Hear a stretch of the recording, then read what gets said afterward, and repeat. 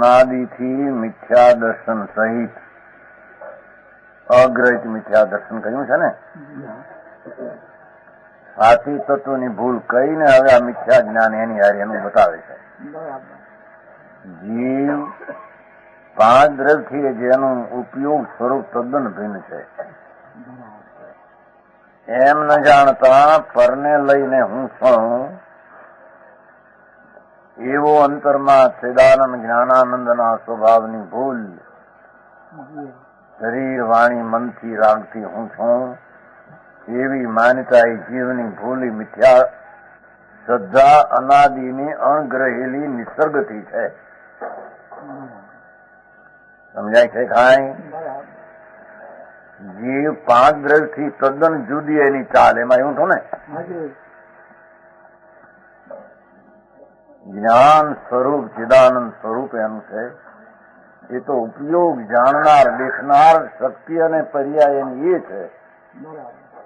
એમ ન માનતા બીજા પદાર્થના સંગથી હું છું એમ માનવું પોતાના ઉપાદાનમાં જીવની એને અગ્રહિત મિથ્યા દર્શનની ભૂલ કહેવામાં આવે છે. જે અનાદિની અણગ્રહેલી કોઈના ઉપદેશ વિના ભાઈ એને અગ્રહિત જીવની ભૂલ કહે છે. અજીવની એ ભૂલ શરીર આદિ ઉપજે તે હું ઉપજો છું. આ પરની ક્રિયાદિમાં મારું અધિકારપણું છે એવા અજીવ તત્વના ઉપાદાનની સ્વતંત્ર પર્યાયમાં આત્મા એમ માને કે આ મારાથી છે એને અજીવ તત્વની ભૂલ કહેવામાં આવે છે. એ અગ્રહિત મિથ્યા દર્શનનું અજીવ તત્વના ભૂલનું સ્વરૂપ છે. સમજાય છે કાંઈ? આશ્રવ જે આત્મામાં પુણ્ય ને પાપના ભાવ દુઃખદાયક છે. આકુળતા ના ઉપજાવનારા એને પ્રેમથી એ આકુળતાને સેવન કરે, પ્રેમથી એની રુચિ રાખે પ્રવૃત્તિની પુણ્ય પાપના ભાવની. સમજાણું કાંઈ? એને આશ્રવ તત્વની અનાદિની અણગ્રહેલી મિથ્યા શ્રદ્ધા કહેવામાં આવે છે. સમજાણો? અને બંધની ભૂલ અનુકૂળ સામગ્રી મને ઠીક પડે, પ્રતિકૂળ અઠીક પડે. બંધના ફળ તરીકે મળેલી સામગ્રી, બંધના બધા ફળ મળે એ મને ઠીક અનુકૂળ, પ્રતિકૂળ ઠીક નહીં એવી જે માન્યતા એને બંધ તત્વની ભૂલ છે. કેમ કે બંધ પોતે જ પ્રતિકૂળ અનુકૂળ સંયોગનું કારણ એક હિતકર છે નહીં. આવા સાધન હોય તો મને ઠીક, આવા સાધન હોય તો મને ઠીક નહીં એવી એને બંધ તત્વની અનાદિની અણગ્રહેલી નિસર્ગ રૂપે ઉપદેશ વિના ગ્રહેલી શ્રદ્ધા થઈ. સમજાણું કાંઈ? સંવરની એ ભૂલ એની છે કે આત્માના જ્ઞાન અને આનંદ, ચારિત્ર આનંદ એટલે એ આત્માનું જ્ઞાન અને ચારિત્ર આત્માને શાંતિ આપનાર છે.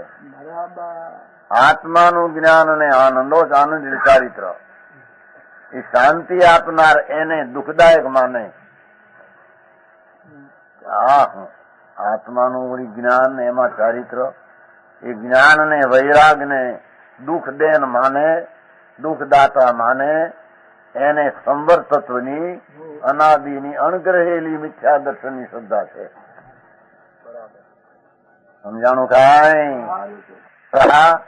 પોતાની શક્તિ શુદ્ધ આનંદ કંદ છે એ શક્તિની પ્રગટતા ન કરતા ઈચ્છાને પ્રગટ કરીને તેમાં સંતોષ માને. સમજાય છે કાંઈ?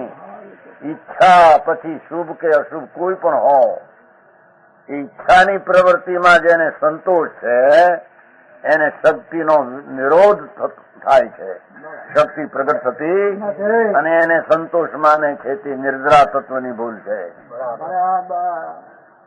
સમજાણું કાંઈ?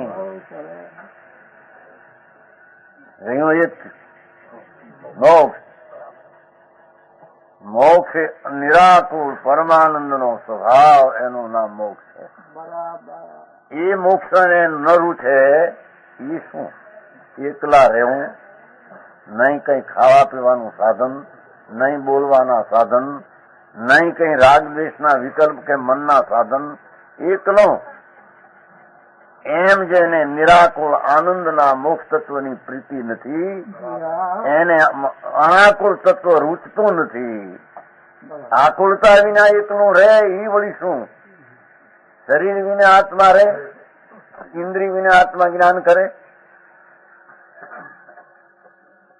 એમ જેને અનાકુળ તત્વ મોક્ષની પ્રતીકની ખબર નથી, એને મોક્ષ તત્વની ભૂલ, અનાદિની અણગરેલી નિસર્ગ ઉપદેશ વિના સ્વભાવથી માનેલું છે, એને અનાકુળમાં મોક્ષ ન માનતા નિવૃત્તિ તદ્દન થઈ જવી. એનું નામ મોક્ષી. નિવૃત્તિને ન માનતા પ્રવૃત્તિને કંઈક માને, એને મોક્ષ તત્વની એ અગ્રહિત મિથ્યા દર્શન હોય. આ એક શબ્દની પહેલી વ્યાખ્યા હાથની કરી નાખી ટૂંકી. સમજાણું કાંઈ?